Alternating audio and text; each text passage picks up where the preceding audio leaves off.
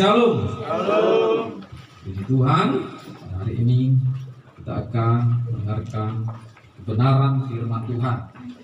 Bapak Ibu Saudara yang dikasihi Tuhan, mari kita baca kebenaran firman Tuhan yang terambil dari 2 Timotius 3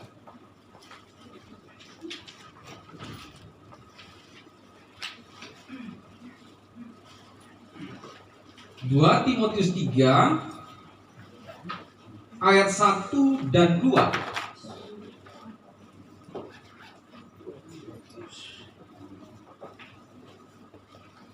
Yang sudah dapat katakan amin. Amin.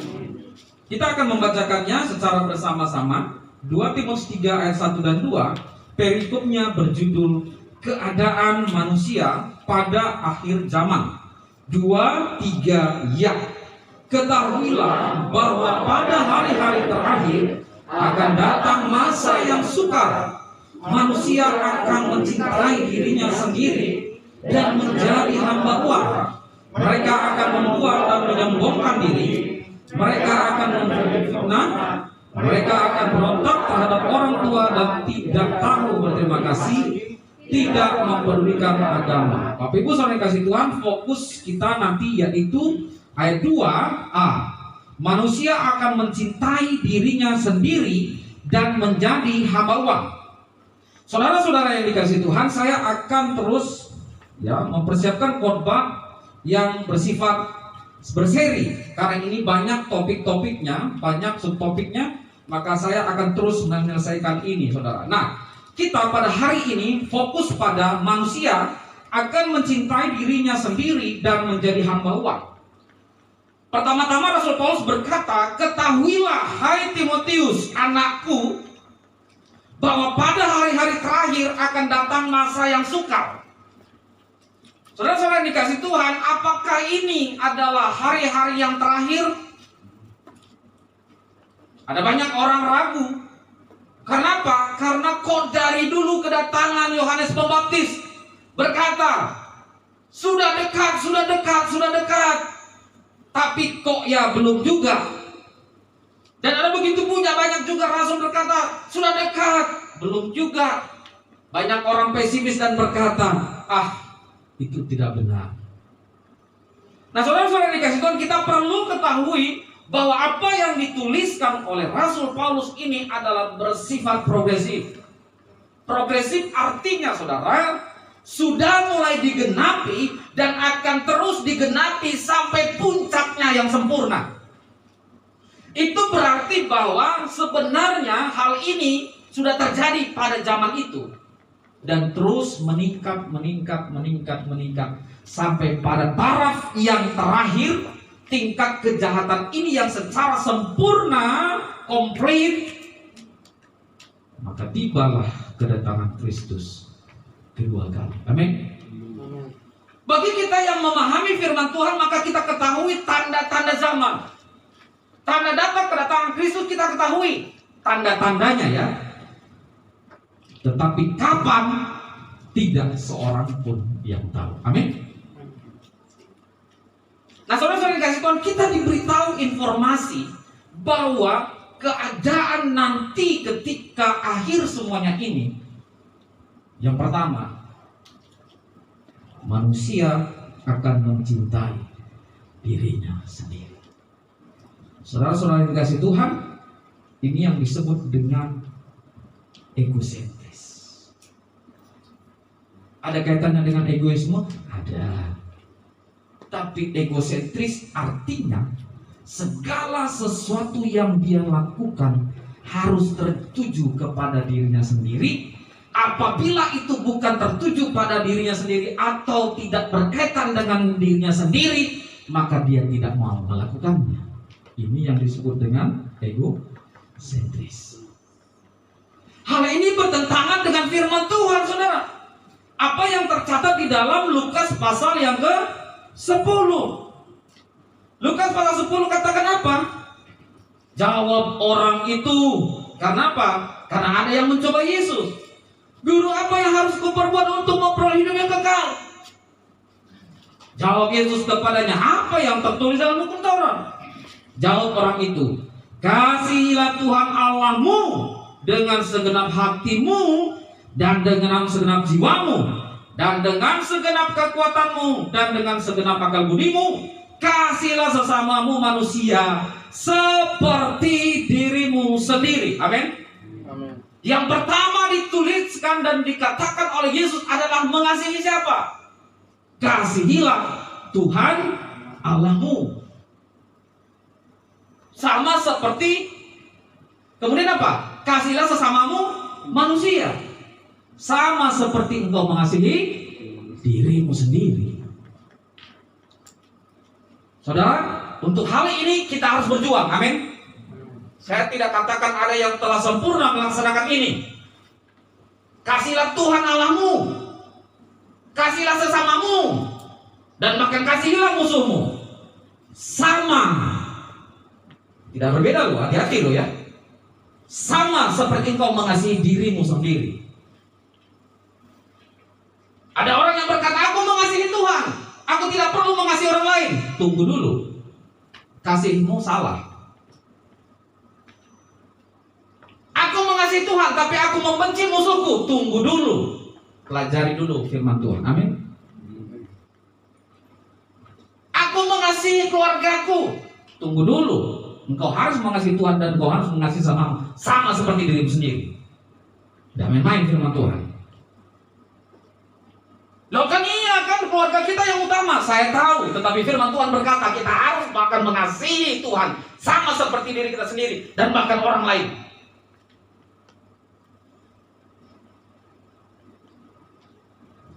Ajaran firman Tuhan kekristenan luar biasa. Ketika kita mengasihi sesama kita, ketika kita mengasihi orang lain, ketika kita mengasihi musuh kita, kita sedang mengasihi Tuhan. Apabila ada orang berkata aku mengasihi Tuhan tetapi tidak mengasihi orang lain, ongkos. Saudara-saudara yang dikasihi Tuhan, firman Tuhan merubah kita agar kasih kita itu bukan hanya kepada diri kita sendiri. Pada masa-masa sulit, biasanya orang akan memilih prioritas. Orang pilih, ini sulit, keluargaku saja yang kukasihi. Ini masa-masa sukar, aku hanya mengasihi orang yang terdekat. Tetapi firman Tuhan tidak berkata demikian. Firman Tuhan berkata dalam segala situasi dan bahkan dalam situasi sukar sekalipun kita harus mengasihi Tuhan sama dengan mengasihi sesama dan sama seperti mengasihi diri kita sendiri. Bapak Ibu Saudara yang dikasihi Tuhan, ini merobohkan egoisme kita. Ini menghancurkan keakuan kita. Ini menghancurkan, mengutamakan kepentingan diri kita sendiri. Tetapi kita harus mengasihi Tuhan dan mengasihi sesama. Amin. Dalam hal ini kita sama-sama sedang belajar. Kita sedang belajar. Kita sedang berjuang ke sana, saudara. Menanggalkan keakuan, menanggalkan aku yang utama, menanggalkan aku yang prioritas. Tetapi harusnya Tuhan yang menjadi prioritas dan sesama dan itu adalah semuanya sama. Tidak ada yang menjadi perbedaan. Bertolak belakang dengan sifat egosentris, egoisme, menghancurkan hal-hal yang bersifat kedagingan. Amin. Egosentris dan bahkan egoisme adalah kedagingan, saudara. Adalah kesombongan. Adalah hidup yang tidak mementingkan orang lain.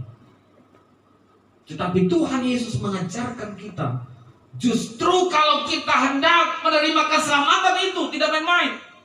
Apa yang aku harus lakukan Tuhan agar aku diselamatkan? Kasihlah Tuhan Allahmu dan sesamamu seperti dirimu sendiri. Saudara, untuk mendapatkan keselamatan, maka kita harus sungguh-sungguh melakukan kebenaran firman Tuhan. Amin. Amin. Kita ditebus oleh anugerah Allah. Tetapi di dalam anugerah Allah itu ada amanat yang harus kita lakukan. Buah yang harus kita lakukan adalah serupa dan segambar dengan Tuhan Yesus. Amin. Apa yang dilakukan oleh Tuhan Yesus tidak mementingkan apa yang harus menjadi haknya, tidak mempertahankan kealahan yang adalah haknya, melainkan telah menjadi hamba dan bahkan mati di atas kayu salib. Mati. Demi kepentingan siapa? Umat manusia. Amin. Dan selaras dengan itu, saudara-saudara yang dikasih Tuhan, ketika kita menyalibkan kedagingan kita itu, ketika kita menyalibkan keakuan kita itu, maka disitulah nama Tuhan Yesus akan dipermuliakan. Seorang anak Tuhan memiliki fokus untuk memuliakan Tuhan, melayani sesama. Apa yang dia kerjakan di dunia ini, fokusnya sudah berubah. Bukan untuk dirinya sendiri, tetapi untuk Tuhan dan bahkan untuk sesama. Cakrawala berpikir kita sudah berubah, saudara. Orang dunia bekerja untuk mengumpulkan kalau boleh sampai 7 turunan, anak cucu cicit mantu terus. Dan prinsipnya adalah supaya 7 turunan tidak kelaparan. Maka orang berusaha siang dan malam bekerja untuk mencukupi sampai 7 turunan. Tetapi bagi sesamanya tidak mau melakukan. Itu prinsip dunia, saudara. Nah, saudara, apakah bekerja dan berusaha secara maksimal bertentangan dengan firman Tuhan? Tidak sama sekali. Firman Tuhan justru mengajar kita agar kita memaksimalkan potensi yang ada dalam diri kita. Amin. Kita segambar dan serupa dengan Allah. Pikiran, perasaan, dan kehendak, potensi manusia begitu besar dan kuat. Kita harus maksimalkan diri kita benar-benar secara maksimal untuk kemuliaan nama Tuhan. Jadi yang berbeda di mana? Yang berbeda hanyalah apa? Motivasi dan fokus tujuannya. Anak-anak Tuhan justru bekerja harus lebih di atas rata-rata dari orang dunia. Amin. Rasul Paulus menegur, barang siapa yang malas tidak bekerja, jangan dikasih makan. Firman Tuhan berkata apa? Belajarlah pada semut yang mengumpulkan pada musim panas, pada musim dingin dia menikmati. Itu berarti firman Tuhan memacu kita untuk bekerja keras secara maksimal, meraih apa yang Tuhan berikan. Amin. Loh Pak, kita kan cukup berdoa. Tidak. Ada hal-hal yang telah ditetapkan oleh Allah, di mana kita harus mentaati apa yang telah ditetapkannya. Apa yang ditetapkan Tuhan, yaitu bekerja. Di Taman Eden, Adam dan Hawa diperlengkapi dengan segala fasilitas. Bukan berarti mereka tidak bekerja. Perhatikan baik-baik. Kata kerja yang dipakai di sana adalah usahakanlah dan apa? Berusahalah, peliharalah. Kata peliharalah itu merupakan kerja, prinsip kerja yang diterima oleh Adam dan Hawa. Terlebih lagi kita pada saat ini. Amin. Jadi anak-anak Tuhan harus memiliki etos kerja yang justru lebih kuat, lebih besar dari dunia. Karena fokusnya bukan lagi untuk dirinya sendiri, tetapi dia tahu ketika aku bekerja, aku maksimal, aku mendapatkan begitu apa yang Tuhan berikan, maka aku bisa dipakai Tuhan. Amin. Bagaimana kita bisa dipakai Tuhan kalau kita tidak memaksimalkan apa yang ada pada diri kita? Tidak bisa. Tuhan pun tidak akan memberkati hati kita. Kalau kita tidak memaksimalkan diri kita, Tuhan itu kasih, ya, tetapi Dia tidak akan memberkati orang yang malas, karena itu sudah tercatat dalam firman Tuhan. Amin. Saudara-saudara, sebagai anak Tuhan, bekerja giat, berusaha semaksimal mungkin, tapi jangan lupa andalkan Tuhan, dan harus tahu fokus tujuannya untuk kemuliaan nama Tuhan, bukan untuk mencintai dirinya sendiri. Amin. Dan selaras dengan itu maka firman Tuhan berkata, apa? Manusia mencintai diri sendiri dan menjadi hamba uang. Nah, saudara-saudara, apa sih yang tidak membutuhkan uang? Tadi jalan ke sini butuh uang nggak? Butuh. Kendaraan, bensin. Jalan kaki butuh uang nggak? Ya butuh sepatu untuk jalan kaki atau nyeker. Setelah itu walaupun jalan kaki maka haus, minum, butuh uang.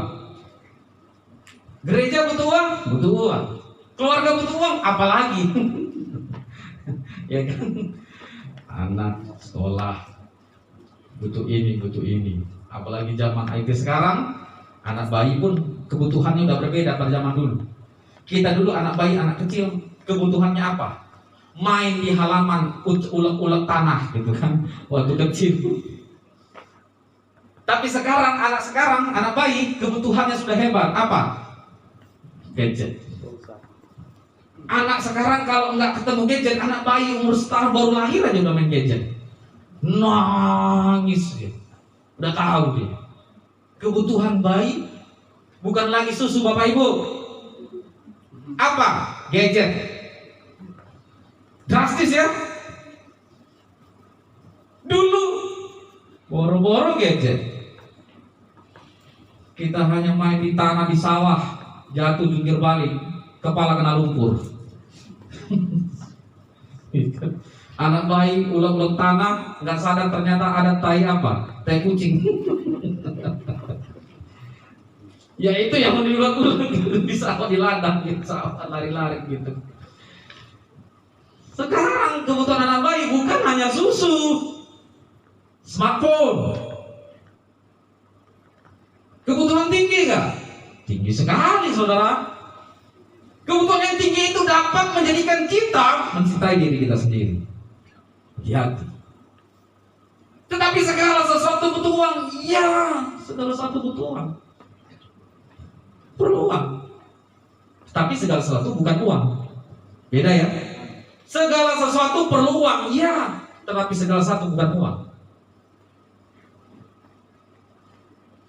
Tidak ada yang tidak memerlukan uang. Ya.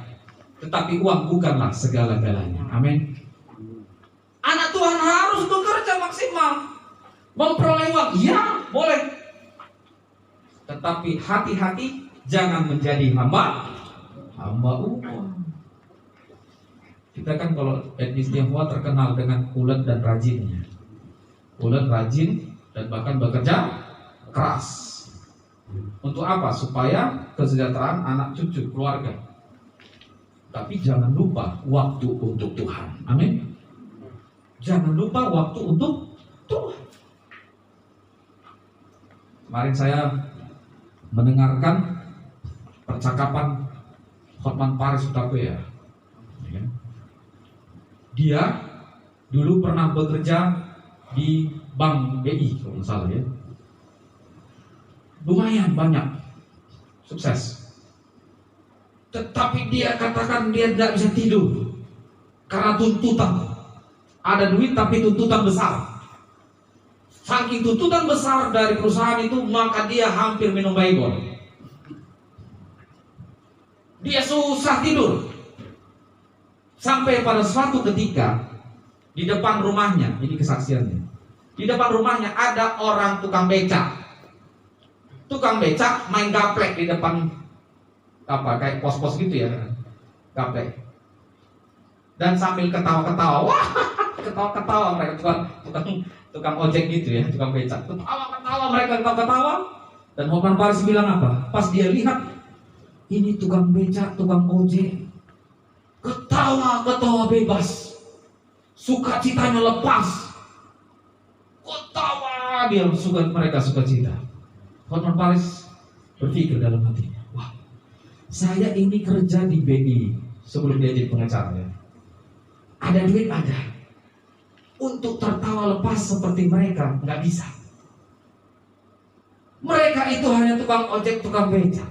Tapi mereka bisa tertawa lepas dan seolah-olah tidak ada beban. Saudara-saudara, uang bukan segalanya. Uang tidak bisa membeli kebahagiaan. Amin.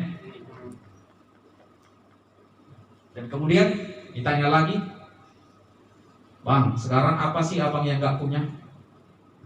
Hotman Paris bilang apa? Semua aku punya. Mobil mewah aku banyak. Ya dia kan salah satu apa ya? Duta apa? Mobil apa? Lamborghini ya. Bukan satu Lamborghini-nya. Satu Lamborghini berapa ya? M Pak. Satu aja 15 M. Kita punya 30 M ber. Satu aja 15 M. Dia punya bukan itu aja. Mobil Eropa lain banyak. Belum cincinnya aja dia bilang, nah ini berapa M ini katanya. Banyak cincinnya. Sepatunya ratusan juta yang berduri-duri itu. Iya, dia bilang ini sepatuku ini ratusan juta ini katanya. Hanya sepatunya aja. Kasamataku ini miliaran. Jamku ini Rolex asli. Berapa M ini katanya. Pernah diwawancari kan. Jadi abang kalau berjalan sekali berjalan berapa? Puluhan M aku bawa katanya. Betul namanya. Sekali bawa Lamborghini sekian M. Ya kan Lamborghini-nya, belum cincinnya, belum ininya, belum sepatunya. Ratusan M aku sekali berjalan, kata dia. Sekarang Bang, apakah abang sudah puas? Aku nggak puas juga katanya. Kenapa bisa begitu? Nggak tahu lah ya. Aku pernah pingin supaya pensiun dan capek juga aku katanya. Tetapi ketika ada yang datang menghadap, ya ada kasus, sekali kasus 10 M, aku tergiur lagi katanya. Kalau bisa gitu Bang, entahlah. Dia sekali menangani itu nggak main-main saudara. Minimal 1 M, 2 M, 10 M. Aku ambil lagi, aku sebenarnya udah capek juga, udah banyak duitku katanya. Pantas saudara. Memang banyak saudara. Kalau Anda main di Kelapa Gading itu rukonya nggak main-main saudara. Itu rukonya semua di situ. Tulisannya ada gede Hotman Paris atau belum yang lain-lain dia banyak sekali saudara. Tapi dia tidak pernah puas. Dan dia katakan ini, nggak tahu ya, selalu ada yang kurang.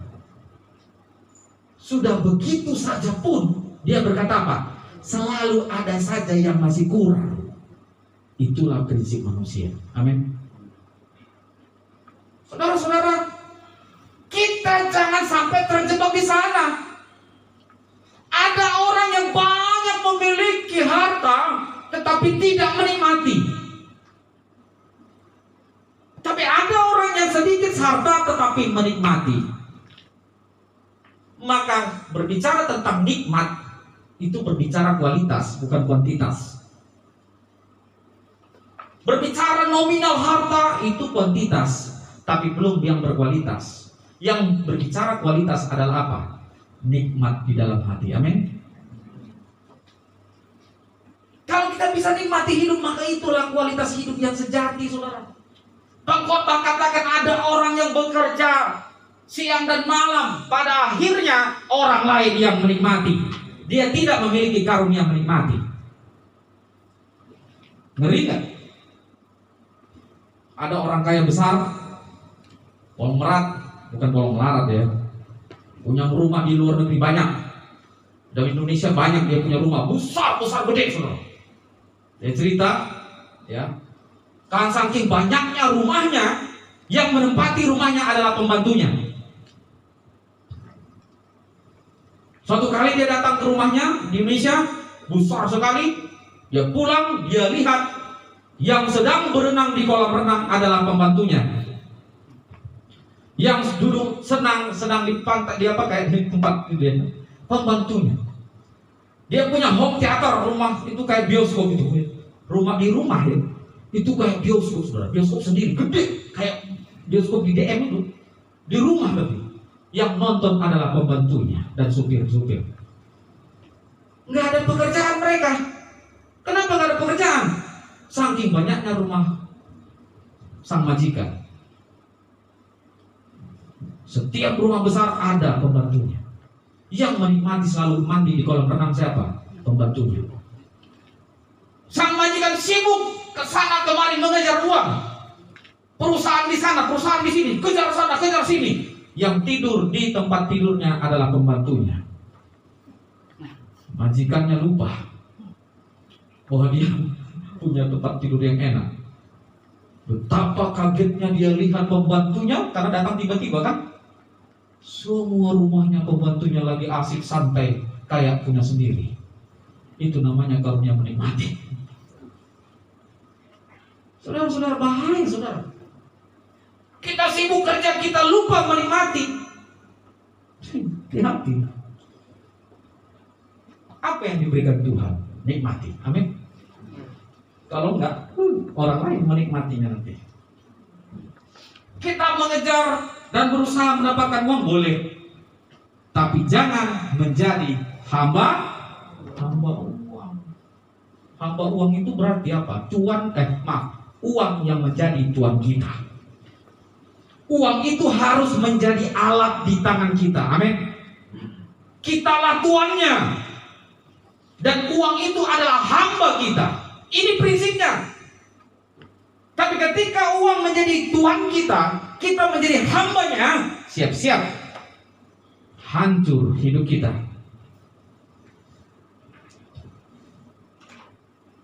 Kita lupa membahagiakan diri kita. Kita lupa membahagiakan keluarga kita.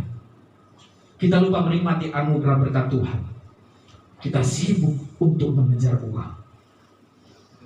Saudara-saudara, saya selalu berkata, mari kita kejar berkat Tuhan. Ya, silakan.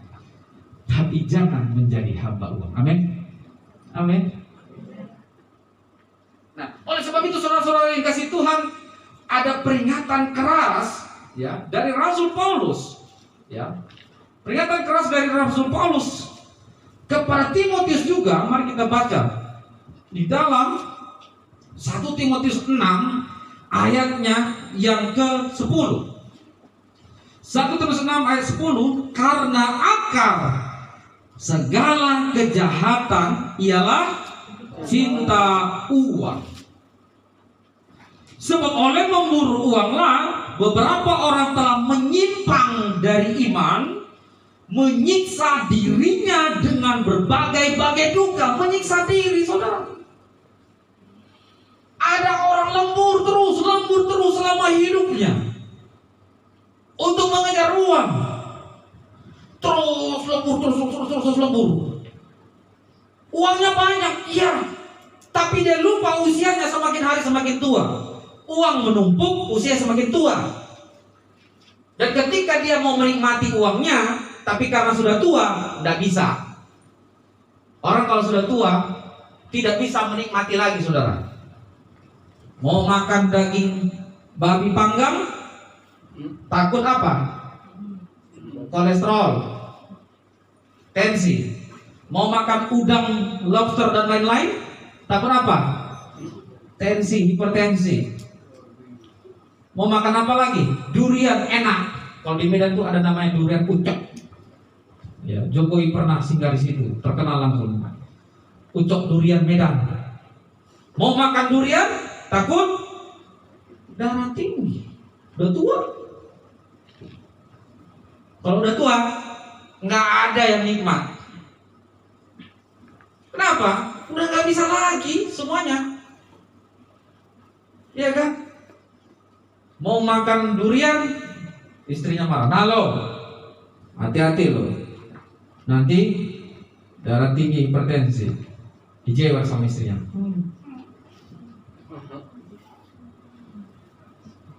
Mau makan yang manis-manis, cake, Holland Bakery, datang istrinya, dijewer telinganya. Pak, ingat gula Pak. Ya kan? Mau makan daging panggang, ya kan? Enak banget. Nasi campur daging panggang. Ya kan? Dijewer sama istrinya. Pak, ingat Pak, semalam baru kambuh. Ntar sakit lagi Pak. Mau makan yang itu Pak, jangan Pak. Akhirnya apa yang dimakan? Papa makan hanya roti tawar. Tawar loh, nggak ada rasa loh. Padahal papanya bekerja selama puluhan tahun untuk apa? Mengejar uang. Setelah dia punya uang, dia tidak bisa menikmati. Dokter larang. Pak, jangan. Loh Pak, aku punya uang banyak. Pak, mau mati? Enggak Pak. Pak, gulanya? Oh iya. Pak, tensi? Oh iya. Pak, itunya? Oh iya. Tapi Pak, aku selama hidupku muda, aku bekerja hebat, kuat, lembut terus. Udah banyak duit aku kumpulkan Pak, harta banyak. Dokter bilang, mau mati? Enggak Pak. Saudara, pilih mana? Hati-hati loh. Hidup kita ini 70 tahun selesai. Jangan habiskan diri hanya mengejar mencintai uang. Amin. Kita lupa menikmati hidup yang Tuhan anugerahkan. Hidup ini Tuhan anugerahkan. Walaupun hidup ini penuh dosa, iya betul, tetapi ini adalah anugerah Tuhan, di mana kita mensyukuri dan harus menikmati berkat Tuhan. Amin. Nikmati berkat Tuhan. Menikmati berkat Tuhan bukan juga geragas, kata Pak Tasan. Geragas itu apa ya? Ragus ya? Apa? Serakah? Iya, serakah. Gak boleh. Anak Tuhan juga tidak boleh serakah. Terus orang makan juga makan. Oh enggak juga, enggak bisa. Meskipun masa muda, ada pada porsinya. Amin. Mengejar uang boleh, tapi jangan fokus utama di sana. Apalagi kalau sampai melakukan kejahatan demi uang. Tidak boleh. Pengusaha ada kadang-kadang ya ikut sana, ikut sini. Jadi kan bukan hanya pengusaha, bantuan kadang-kadang begitu. Bicara tentang uang, kalau tidak kuat iman, kita bisa takluk dan ribut. Ada banyak orang yang ribut, abang adik, kakak adik, satu darah, demi warisan orang tua, bacok-bacokan. Waktu kecil main-main kakak dengan abang, ya kan? Udah gede, ada harta orang tua. Nah, itu rumah itu yang gede itu aku. Adik bilang aku ambil pisau demi harta uang. Waktu kecil main lumpur sama-sama. Tapi karena uang harta, gelap mata. Satu darah, satu ayah, satu ibu. Lupa. Firman Tuhan sudah terbukti, saudara. Yudas demi 30 keping perak, demi uang, menjual siapa? Tuhannya sendiri. Demi uang.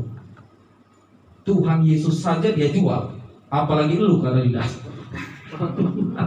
Kalau Yudas ada di sini, contoh ya. Tuhan Yesus aja gua jual, apalagi lu, kata Yudas. Si Yudas nih, ngeri. Tuhannya aja dijual. Ngeri ya. Saudara, demi uang orang bisa lupa semua. Ya. Bahaya.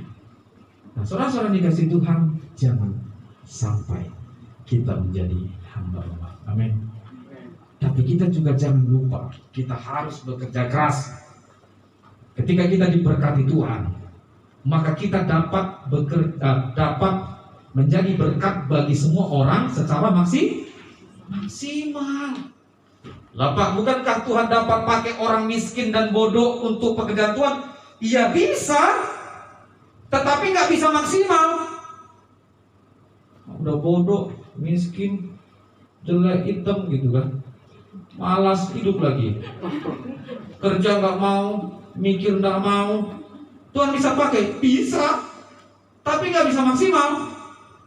Dibandingkan dengan orang yang rajin, ulet, bekerja keras, mau melakukan sesuatu, berusaha, belajar, mau belajar, diajar. maksimal melaksanakan potensi dirinya, akan dipakai Tuhan lebih dari orang lain. Amin. Iya dong, Tuhan itu kan adil. Masa Tuhan bilang make yang kunyuk, orang yang memberikan hati maksimal? Enggak lah. Tuhan juga sama, sangat adil sebagai semua orang. Nah saudara-saudara, kalau kita mau dipakai Tuhan secara maksimal, mari kita memang benar-benar diberkati oleh Tuhan, dan berkat Tuhan itu kita pakai untuk memberkati sesama kita. Amin. Jangan lupa itu. Jangan lupa itu. Hidup kita ini, saudara, kalau nggak jadi berkat mau jadi apa? Orang pun nggak mau. Orang nggak mau mati. Siapa yang mati? Itu biarin aja lah.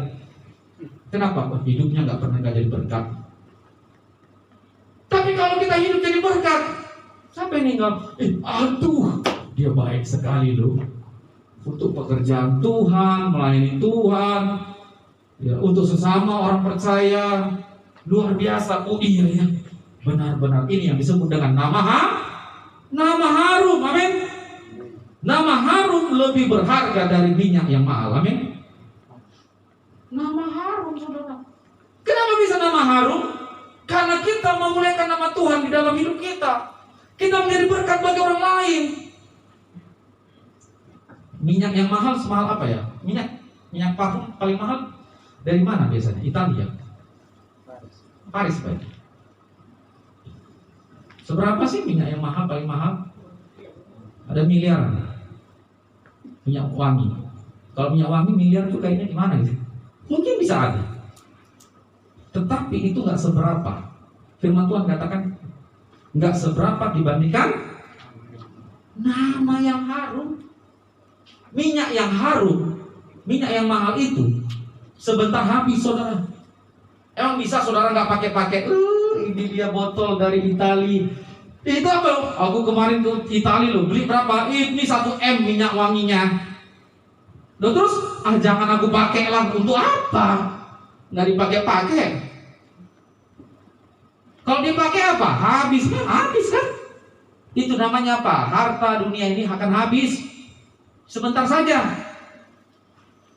Tapi nama yang harum yang telah kita ukir selama hidup dikenang orang sepanjang masa. Amin. Jangan main-main, saudara.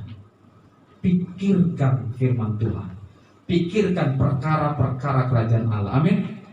Jangan pikirkan dunia ini terlalu fokus. Jangan. Boleh, tapi jangan. Saya takut nanti hidup kita tidak berkenan di hadapan Tuhan.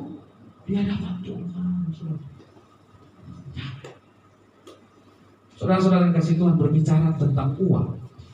Saya pernah pelayanan 1 tahun, saudara, bukan di sini, Jawa Timur. Selama 1 tahun, saudara, saya pelayanan. Saya tinggal di gereja ya, sebagai full timer, hanya diberikan 100.000 per bulan. Saya sedang tidak menjelekkan siapapun, tapi saya melihat bagaimana pertolongan Tuhan bagi saya. 100.000 per bulan. Tapi semua makanan sudah ada, Pak? Enggak ada. 100.000 untuk makan, minum, semuanya, sabun semuanya. Tinggal di pastori. Full timer. Hanya 100.000. Bisa hidup? Bisa. Saya telah membuktikan bahwa uang bukanlah segalanya. 100.000. Tapi terasa nggak? Terasa. Saya celana aja punya 2. Satu yang bagus, satu lagi sudah sering saya jahit. Kenapa? Bahannya sudah lama, waktu duduk keprok. Koyak, saudara. Koyaknya bukan koyak dikit, koyak besar. Jadi celananya kalau koyak besar tuh kan kayak udah tua, crok gitu kan. Saya jahit. Pas duduk lagi, ketrok. Mau beli celana, nggak ada duit. 100.000 untuk makan minum semuanya. Sampai suatu saat nggak ada lagi, 0, kosong.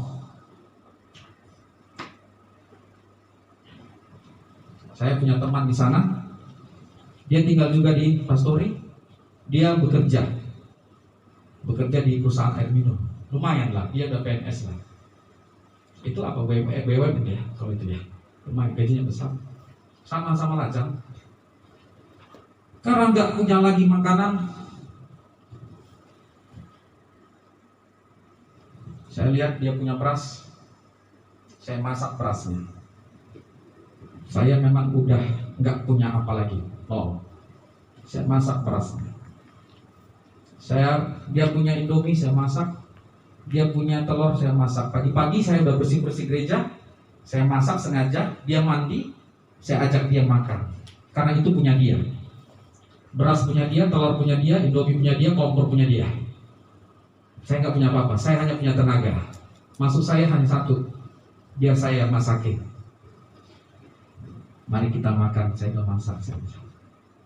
Tahu apa yang dilakukan? Pas dia tahu saya masak apa dia punya, dia lihat pergi.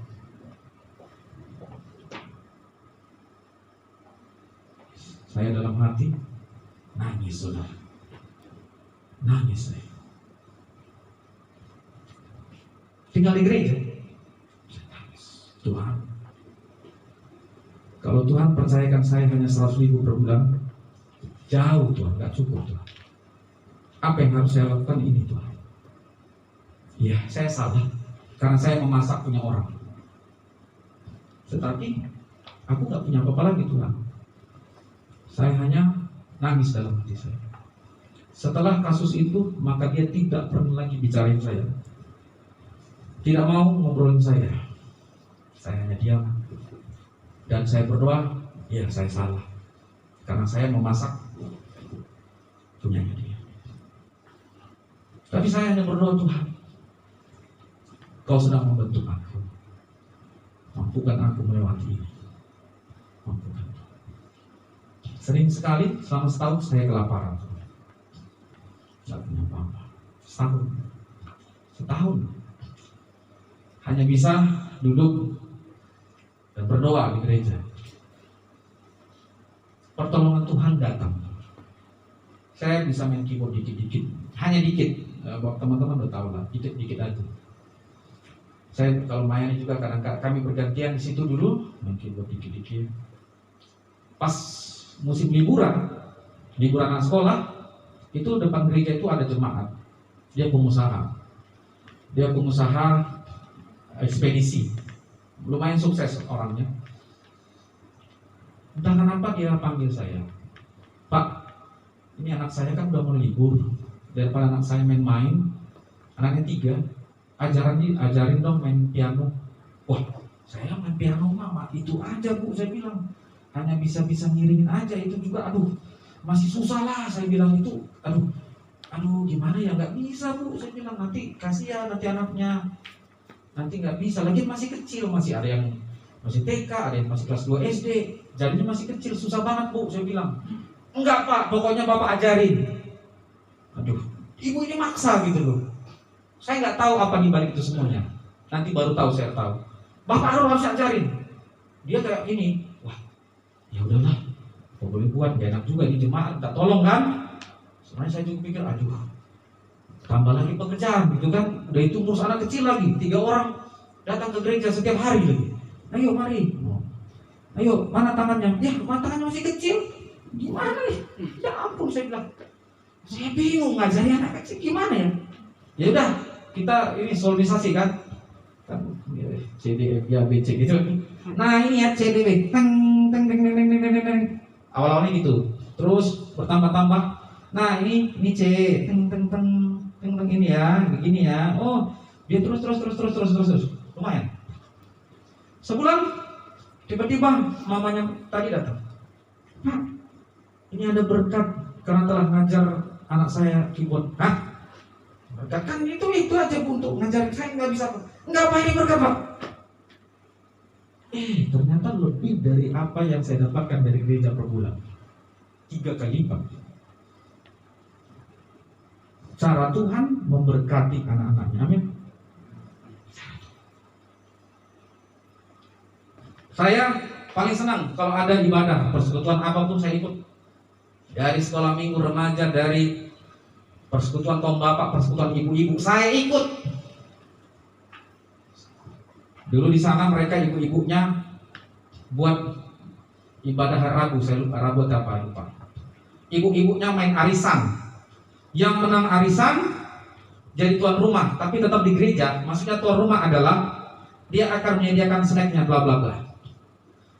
Saya datang, ya kan saya di pastori di samping gereja.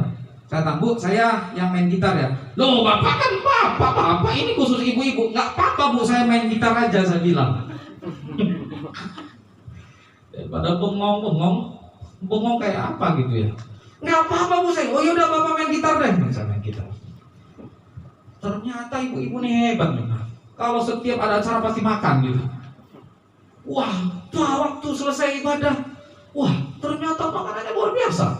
Makan ini, daging ini. Waduh, saya bilang, wah di rumah tuh bapak banyak makanan minuman. Tak makan Pak. Wah puji Tuhan. Aku kelaparan saudara, nahan lapar. Makan Pak, saya makan. Balas dendam.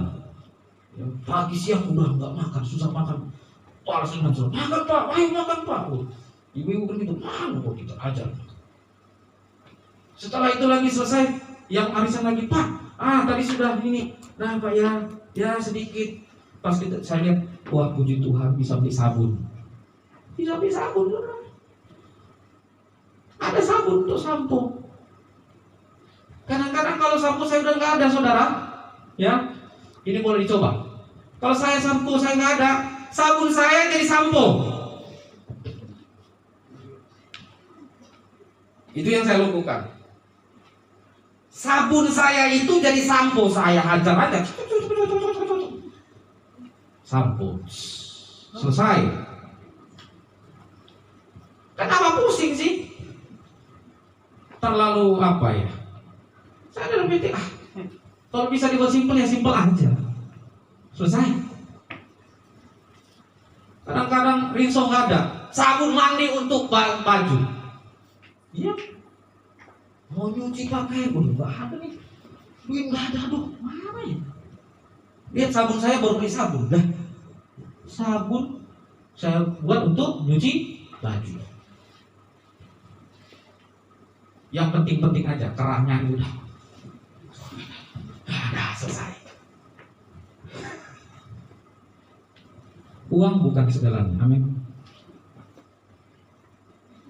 Survive, bertahan hidup. Hamba Tuhan harus bisa bertahan hidup. Kabur nggak saya dari situ? Enggak. Pantang menyerah. Saya nggak mau kabur. Saya nggak perlu protes sama gembala. Hoi, aku ini full timer, kau buat 100.000 per bulan. Lu mikir dong? Enggak, saudara. Nah kalau dipikir-pikir juga nggak fair sebenarnya. Secara duniawi, secara perhitungan nggak fair kan? Iya dong, cuma kasih persepuluhan kok. Lu kasih seperbulan hamba Tuhanmu 100.000 full timer, yang benar aja. Terus kau pulang bawa persepuluhan banyak amplop. Full timer yang tinggal di situ cuma 100.000 ya. Ya udah semuanya. Orang bisa kabur sebenarnya. Saudara, kabur orang. Banyak orang nggak kuat lah saudaranya begitu. Saya bukan mau menyembuhkan diri, bukan. Tapi saudara, saya sedang belajar. Saya komitmen saya tidak akan kabur dari sini. Saya tuntaskan misi saya di sini. Tuntas setahun. Pas tuntas setahun dia panggil saya. Kamu sudah lewat setahun. Sebenarnya saya sedang menguji kamu. Udah mati saya. Sedang menguji. Bukan Tuhan aja yang menguji. Pendeta pun menguji saya. Dalam hati udah Tuhan murah, kau uji lagi aku. Saya bodoh. Dia bilang, kamu bisa juga. Bisa kau hidup 100 tahun per bulan. Ya ini Bapak lihat aku hidup kan. Bapak lihat aku hidup ini. Iya. Puji Tuhan lah ya. Dalam hati, kau bilang puji Tuhan. Dalam hati, ada hal-hal yang harus di hati yang berbicara, bukan mulut berbicara, saudara. Kalau saya begitu, Ada kadang-kadang hati yang berbicara, jangan mulut yang berbicara. Dalam hati saya bergejolak. Kau bilang puji Tuhan, ternyata kau dalam hati saya. Kau muji saya. Lewat. Tantangan yang terbesar lagi adalah pada waktu itu, karena saya di situ sudah ini ya, ada tawaran pegawai negeri. Nggak main-main saudara. Keluarga dari mama saya ada di Jakarta, dia kepala suku dinas pada waktu itu. Dia tawarkan saya, karena mungkin hidup saya udah susah kali ya, ditawarkan menjadi PNS pegawai negeri. Dia ada bawahan di Setiabudi. Ya. Dia udah telepon, pergi ke sana. Dan saya pergi semua. Saya waktu itu gimana ya? Saya pergi, saya bawa ijazah saya. Jumpa dengan bawahan orang Batak bilang tulang tante. Dia lihat ijazah saya. Wih, Bapak STH ya katanya. Iya Bu, saya bilang. Wih, ya Ibu nggak ngomong Bapak STH ya. Bapak pendeta ini katanya. Ya, saya STH lah Bu. Waduh, benar Bapak nih mau ini jadi bawahan saya di sini. Bapak bisa komputer, bisa dikit-dikit. Ya sudah kalau begitu ya Bapak kerja aja dulu. Saya menunggu apa perintah dari tantenya Bapak, karena atasannya kan. Nanti pas ada pengangkatan Bapak akan diangkat. Sudah begitu sudah. Itu hari Jumat. Hari Sabtu Minggu saya bergumul doa. Tuhan, aku ini mau jadi PNS atau menjadi pendeta hamba Tuhan? Bergumul saya sudah. Mama saya bilang, udah ambil aja itu, nanti Sabtu Minggu bisa pelayanan. Saya bergumul sudah. Aku ini mau jadi mana ya Tuhan? Bergejolak. Sabtu Minggu bergejolak. Waduh, ini gimana nih? Mau yang mana? Ada tawaran, sudahlah. Sabtu Minggu bisa pelayanan kok. Udah. Tapi hati saya bergejolak. Wah, itu kuat sekali saudara. Bergumul berat. Sampai saya masuk ke gereja, saya berdoa. Satu lagu yang saya nyanyikan, pujian penyembahan. Bapa, Engkau baik. Pada waktu itu lagu itu baru keluar. Bapa, Engkau baik. Kau selalu baik kepadaku. Bapakku cinta Kau. Saya ulang lagu itu, tidak terasa 3 jam saya nyanyi dan menangis. Sambil nangis terus di gereja. Nangis. Ini Tuhan gimana ini? Aku mau melayani Tuhan, tapi kok ini gimana Tuhan? Aku harus menghormati orang tuaku, harus menghormati. Terus gimana Tuhan? Nangis nyanyi lagu itu. Sementara melihat realitas saat itu, hanya 100.000 per bulan gak bisa hidup. Masa depanku apakah begini selamanya? Kalau kita pikir-pikir apakah begini? Hanya 100.000 sampai nanti. Kan berpikiran panjang semua saudara, bergejolak semuanya. Kalau aku terima ini akan hidupku lumayan, enak, PNS. Tapi aku meninggalkan pelayanan ini, gimana Tuhan? Bergejolak saudara. Hanya bisa nyanyi nangis. Sampai pada hari itu hanya pujian penyembahan aja saya. Karena apa? Itu hanya ada satu jawaban. Saya mempersembahkan hidup saya untuk melayani Tuhan. Selesai. Tolak semuanya. Soalnya Tuhan bilang gini, aku memususkan engkau untuk pekerjaan. Itu yang saya dapatkan. Engkau aku khususkan untuk pekerjaanku. Selesai. Semua apapun tinggalkan. Itu yang saya dapatkan. Saya yakin itu pimpinan Tuhan. Selesai dari itu, saya tidak datang hari Senin. Harusnya saya sudah masuk kantor. Sudah masuk, sudah. Kalau sudah mulai. Kaget. Kok ini nggak datang? Pimpinan di sana ternyata orang Katolik. Ibu itu orang Katolik. Saya masih ingat namanya. Sampai hari ini saya nggak lupa. Namanya Ibu Widi, Katolik. Dia telepon ke tante saya. Loh Bu, itu kok keponakan ibu nggak datang? Harusnya sudah masuk sekarang. Wah, tante saya telepon saya. Bere ya, kalau keponakan ya bere kan. Kok kamu nggak datang? Ibu itu udah nungguin kamu, harusnya kamu udah masuk sekarang hari Senin. Dengan berat hati saya bilang, Tante, setelah saya doakan, saya ini mau mengkhususkan hidup saya untuk melayani Tuhan. Saya nggak mau mengerjakan yang lain selain melayani Tuhan. Ya, kenapa nggak bilang dari kemarin? Itulah, saya sedang bergumul. Maaf, saya harus menghormati orang tua. Kerinduan orang tua, biar masak bisa masuk sini. Tapi setelah saya berdoa, yang saya dapatkan adalah saya harus mengkhususkan hidup saya untuk melayani Tuhan. Oh, ya udahlah. Kalau memang begitu jawabanmu, ya, berarti di cancel aja ya. Iya Tante, ya itulah, cancel aja. Cancel. Dari Medan telepon lagi. Kamu kok nggak datang? Gimana itu? Nanti kamu teleponkan kok kamu nggak datang? Saya ceritain lagi sama orang tua saya. Saya cerita sama orang tua saya. Puji Tuhan ya saudara. Bapak saya, mama saya waktu itu masih hidup ya. Oke lah. Kalau memang itu keputusanmu, nah, kami silakan. Lakukan saja, silakan. Selesai dari itu saudara. Belum. Hanya satu yang saya tahu itu kan belum. Tangkap visi Tuhan. Lakukan apa yang mau Tuhan. Bisa lewat. Bisa. Sekarang kalau kita sungguh-sungguh hidup di dalam karya Tuhan, rencana Tuhan, uang bukanlah segalanya. Salah. Memang uang butuh, memang segalanya butuh uang. Tapi uang bukan segalanya. Ada banyak perkara-perkara ajaib yang saya alami sampai hari ini. Bukan karena uang. Saya ini bukan pengusaha, saudara. Nggak ada uang saya. Dari mana uang saya? Nggak ada. Saya itu hanya iman saja, selesai. Semua bisa. Kenapa? Karena Tuhan. Udah. Saya hanya bilang, Tuhan, aku ini hambamu.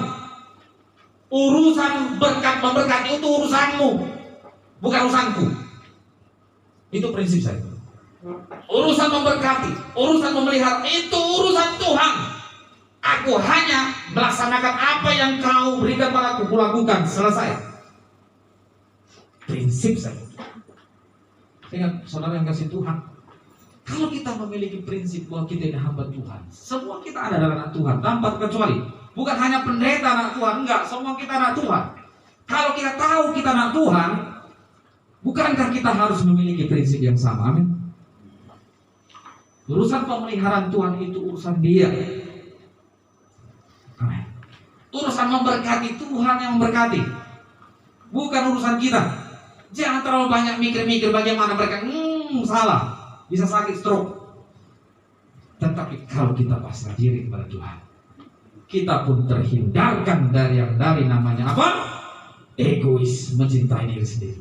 Kita juga terhindarkan dari yang disebut apa? Menjadi hamba uang. Amin Bapak Ibu.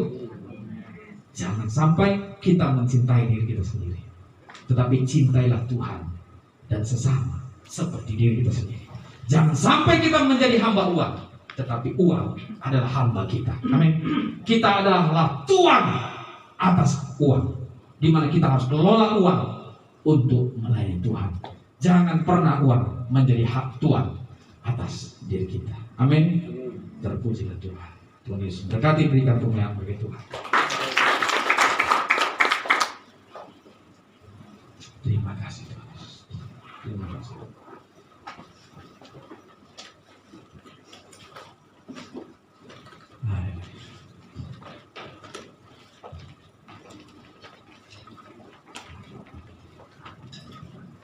Kita nyanyikan lagu yang saya tulis saudara. Ku mau serupa dengan Tuhan Yesus. Ku persembahkan hidupku sebagai persembahan yang hidup, kudus, berkenan di hadapan Tuhan. Ku mau serupa dengan Tuhan Yesus. untuk mau serupa dengan dunia ini. Haleluya.